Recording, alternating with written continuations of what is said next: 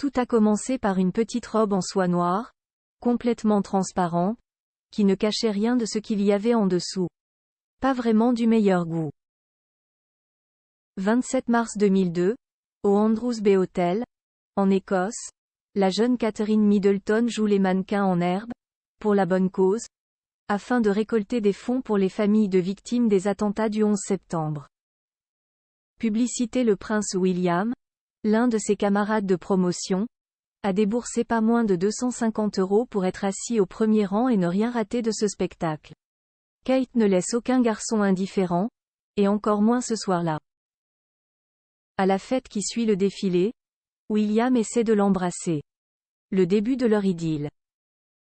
N'ayons pas peur de le dire, cette petite robe noire, création de Charlotte Todd, est entrée dans la grande histoire des Windsor. À ce titre de relique, elle a été vendue aux enchères en 2011, et acquise pour 78 000 livres, 80 750 €, contre les 30 de sa valeur d'origine. L'effet Kate, la meilleure des publicités. Kate Middleton, icône de mode, plus personne n'oserait en douter. Peu importe ce qu'elle porte, la princesse de Galles est copiée. Elle est aperçue vêtue d'un pull Zara. En une seconde, il est en rupture de stock sur le site de l'enseigne. Elle sort habillée d'une robe fleurie gris ferraille. Dans l'heure, la boutique londonienne de cette petite marque est prise d'assaut. Les professionnels du prêt-à-porter appellent ça « l'effet Kate », la meilleure des publicités. La princesse de Galles suit les tendances autant qu'elle les fait. Depuis quelques semaines, elle a succombé à la coiffure la plus en vogue de l'automne, la « frange rideau ».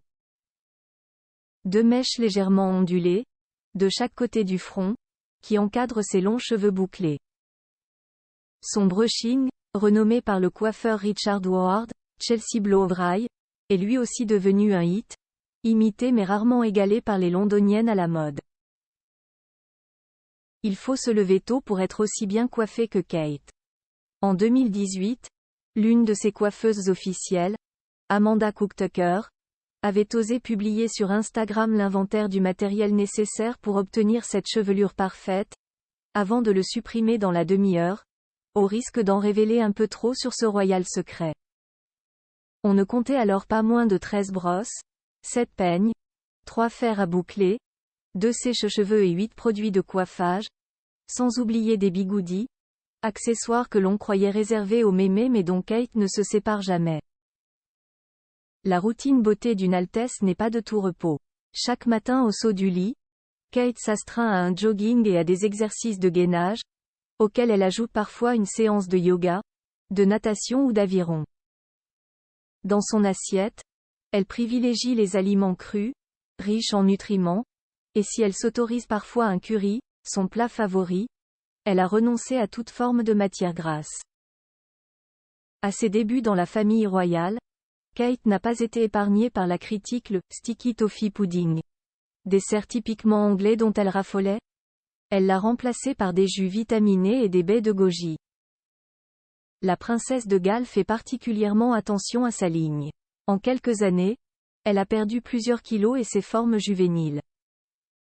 Comme Lady Di en son temps, Kate s'est sculpté un corps en acier, pour mieux épouser les habits du pouvoir.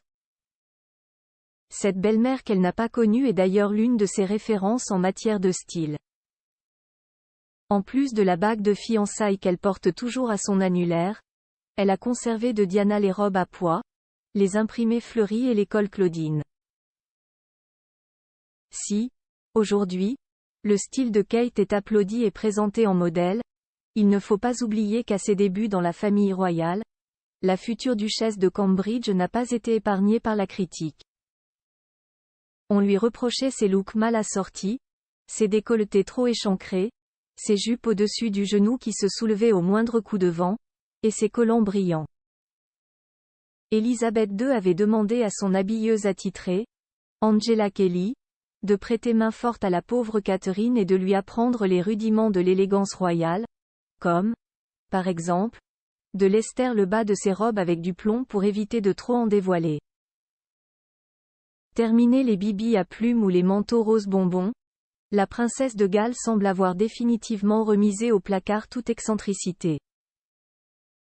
Elle affiche même un classicisme qu'on lui avait rarement connu, avec des couleurs sobres et des tailleurs pantalons. Selon certains, elle voudrait ainsi imiter le style « working girl » de Meghan Markle, sa belle-sœur et rivale, du moins dans les pages des magazines. Pour d'autres, et cela semble plus probable, elle aurait opéré un changement stylistique après la disparition d'Elisabeth II pour s'inscrire dans son nouveau rôle. L'image de Kate a pris une allure plus professionnelle. Sa garde-robe plus sérieuse reflète l'importance qu'elle a désormais au sein de la firme, analyse la styliste Miranda Holder, interrogée par Hello. Le 6 mai, au balcon de Buckingham pour le couronnement de Charles III, Kate, superbe dans une robe ivoire ornée de fleurs signée Alexander McQueen, a éclipsé tous les autres membres de la famille royale. Si elle n'a pas encore la couronne, elle a déjà l'élégance d'une reine.